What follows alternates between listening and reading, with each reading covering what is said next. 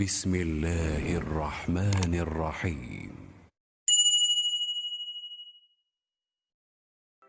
السلام علیکم و رحمت الله و برکاته. برادران خواهران، امروز برنامه تاریخ زرین است. ما در این برنامه درباره یکی از پیامبران خدا حضرت نوح علیه السلام برای شما قصه میکنیم. چگونه که در برنامه پیشین برای شما وعده کردیم که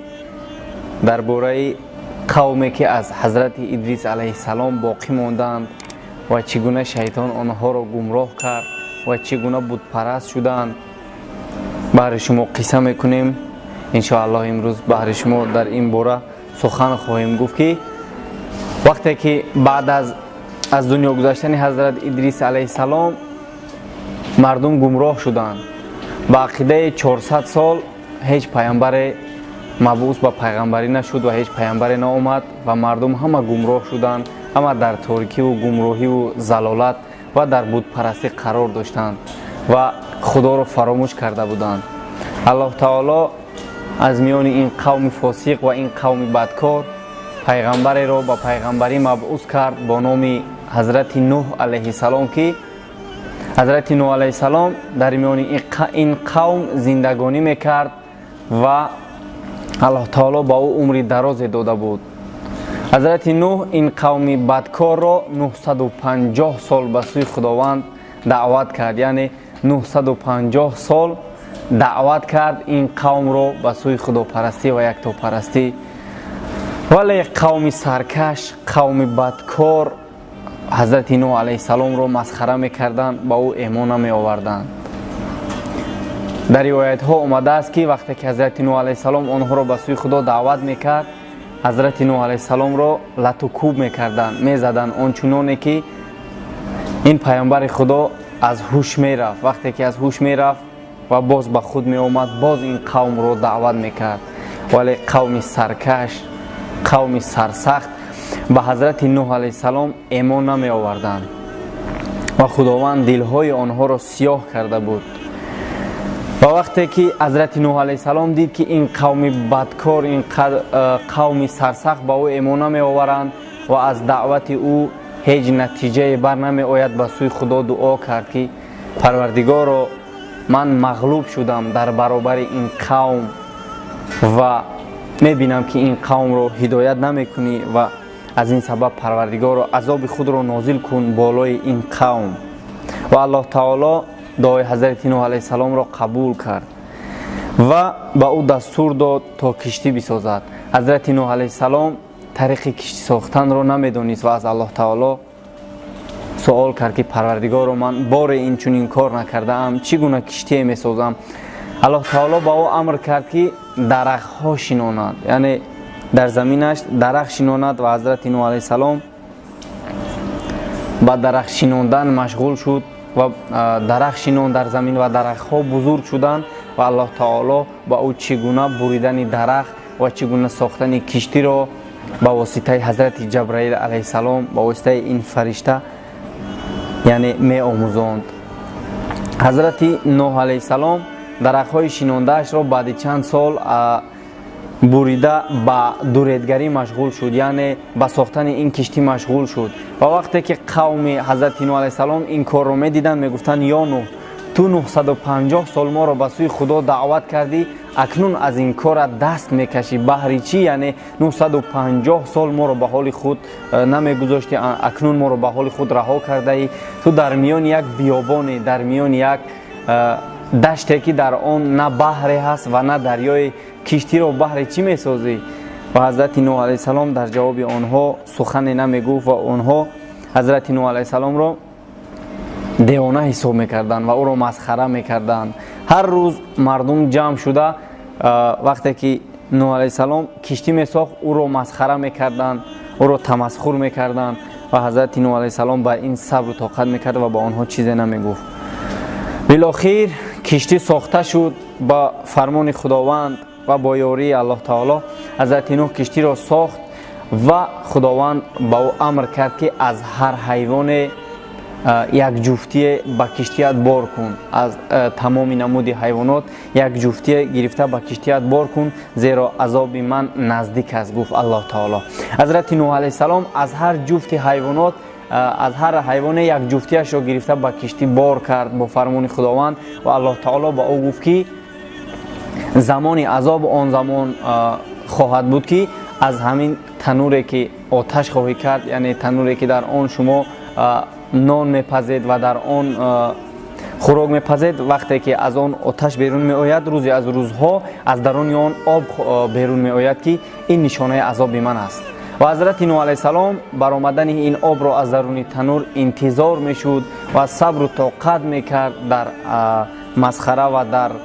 عذاب این مردم. عاقبت روزی از روزها از درون این تنور آب بیرون شد که حضرت نوح علیه السلام فهمید که زمان عذاب الله تعالی آمده است و همه قوم خویش رو با یک روایتی که با او 30 و چند نفر ایمان آورد، با یک روایتی که با او 80 و چند نفر و خدا بر این داناست و گروه اندک مردم با او ایمان آوردند با همراهی زن و فرزندانش و حضرت نوح علیه السلام همه آنها را به کشتی بار کرده و عذاب خداوند نازل شد. و الله تعالی در سوره قمر آیت 12 می فرماید که امروز باز کردیم درهای آسمان را، یعنی برای باریدن باران، و بیرون آوردیم از زمین چشمه ها را، یعنی الله تعالی آسمان را، درهای آسمان را گشوده کرد و آبهای آسمان یعنی مثل باران عادی نمیبارید و باران غضب الله تعالی بر زمین میریخت و از زمین چشمه ها و دریاهایی که الله تعالی هیچگاه آنها را بیرون آورده بود، در همین روز عذاب الله تعالی از زمین چشمه ها و دریاها را بیرون آورد که سرعت باران تیز و بسیار دهشتناک بود که مردم گریخته به خانه های خود پنهان می شدند. ولی این عذاب الله تعالی بود، خانه های آنها همه زیر آب ماندند و کشتی به حرکت در آمد و مردم، زنها، پیرها، پیرزنها و فرزندهای خود را گرفته با بالای کوه می برآمدند. خیال میکردند که در بالای کوه عذاب خداوند به آنها نمیرسید. و حضرت نوح علیه السلام از کشتی نگاه کرد و فرزندی از فرزندهای خود را که با نام کنعان مشهور بود، فرزندش را در میان فرزندهایش ندید و وقتی که به بیرون نظر کرد دید که فرزندش در بالای کوه به کوه بالا می شود و او را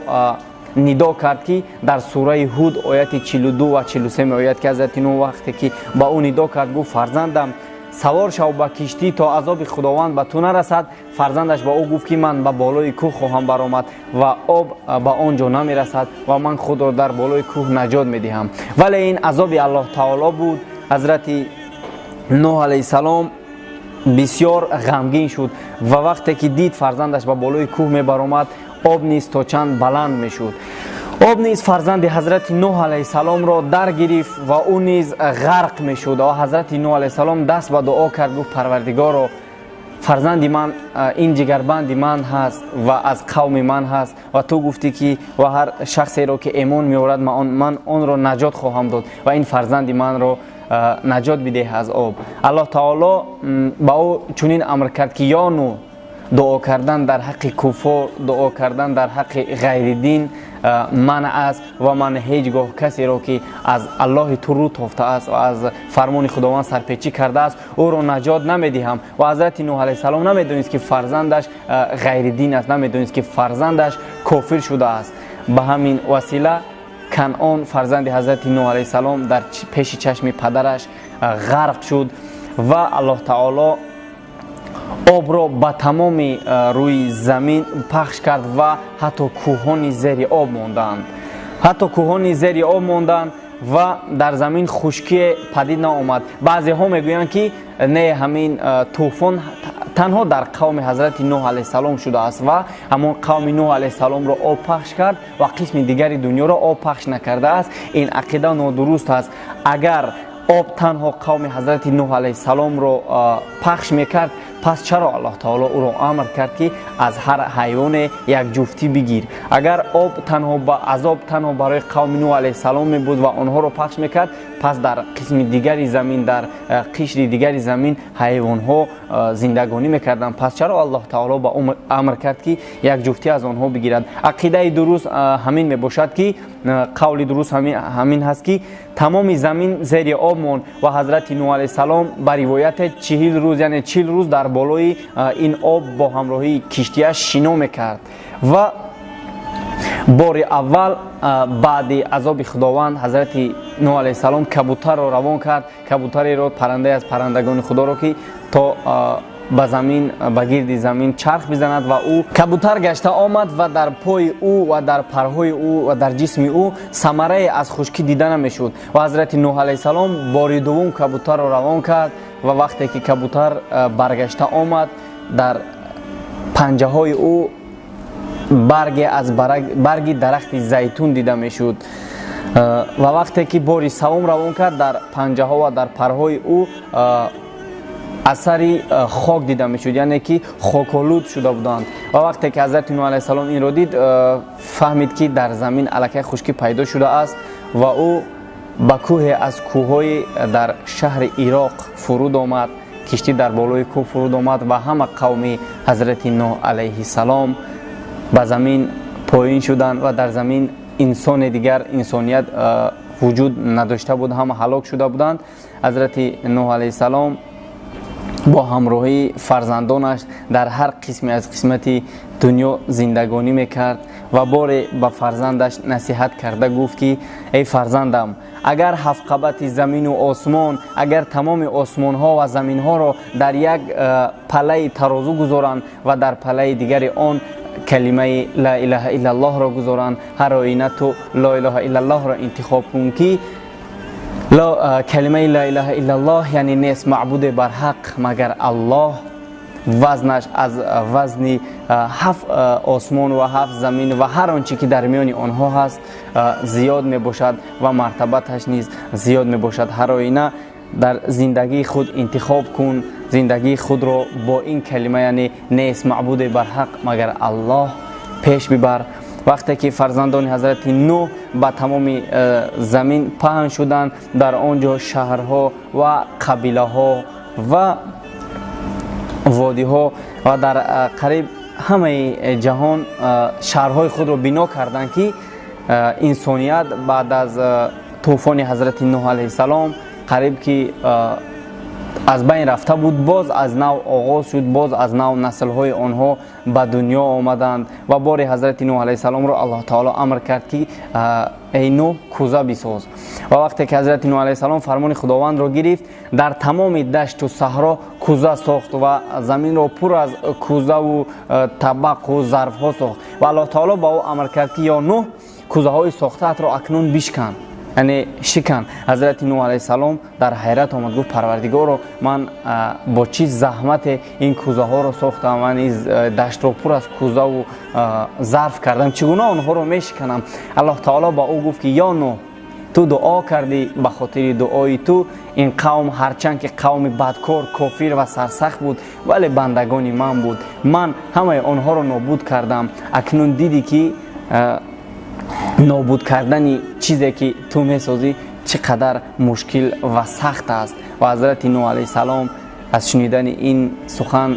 خجالت شد و توبه کرد و گریه کرد به درگاه خداوند، هرچند که آن مردم این عذاب خداوند بر سر آنها حق بود، آنها از دین خداوند سرپیچی کرده بودند و تماما خدا را نمیشناختند، بت پرست بودند. ولی الله تعالی حتی با بنده کافر، حتی با بنده بت پرست، حتی با بنده سرکش هم دلسوز است، یعنی خداوند به همه بندگانش مهربان می باشد. و بعدی طوفان حضرت نوح علیه السلام فرزندان را گفتیم که به گوشه های گوناگون دنیا روان کرد، زندگی کردن، شهرها ساختند و در میان آنها نیز بعد چند سالی که حضرت نوح علیه السلام 1050 سال عمر دید، بعد گذشتن حضرت نوح علیه السلام قومش باز فرزندانش، یعنی که قومی که از فرزندان حضرت نوح علیه السلام به دنیا آمدند، باز آنها گمراه شدند، باز آنها با وسواس شیطان بت پرست شدند، باز آنها فاسق شدند. و حضرت نوح وقتی که 1050 سال عمر دید، وقتی مردنش نزدیک شد با یعنی تخلص حضرت نوح علیه السلام شیخ الانبیا هست، برای که عمری از همه دراز را داشت در میان پیامبران. و حضرت عزراییل علیه السلام و حضرت جبرائیل علیه السلام برای قبض کردن روح حضرت نوح علیه السلام آمدند و از او سوال کردند که یا نوح، خداوند به تو 1050 سال عمر دید، چگونه دریافتی این دنیا را؟ حضرت نوح علیه السلام گفت که 1050 سال عمر دیدم و قریب یک تبادلاتی را در زمین دیدم که دنیا یک بار زیر آب موند. این را با چشم خود دیدم و در زمین بسیار واقعه ها و بسیار چیزها را از سر گذراندم، ولی فکر میکنم که عمری که الله تعالی به من داد، خیال میکنم که از یک در داخل شدم و از در دیگر بیرون شدم. عمر و دنیا را انا همین گونه دریافتم. حضرت نوح علیه السلام از دنیا گذشت و بعد حضرت نوح الله تعالی پیغمبر را مبعوث کرد با نام هود علیه السلام که بسیار قوم سرسخت و بسیار قوم غیر عادی داشت که روایت ها از آنها بسیار قصه میکنند، ولی میگویند که از همه شخص قد پسترین و از همه شخص خردترین این قوم که با نام قوم عاد مشهور است، یعنی 20 زیرا قد داشت که آن را با چینک امروزه برابر کنیم یعنی 10 متر قد داشت این قوم سرسخت و قوم بدکار که حضرت هود علیه السلام را خداوند مبعوث کرد. در برنامه آینده با خواست خدا درباره این قوم و درباره این پیامبر خدا هود علیه السلام برای شما قصه میکنیم. این بود قصه یکی از پیامبران خدا نوح علیه السلام. تا برنامه های دیگر در پناه خداوند بزرگ سربلند و خانه آباد باشید.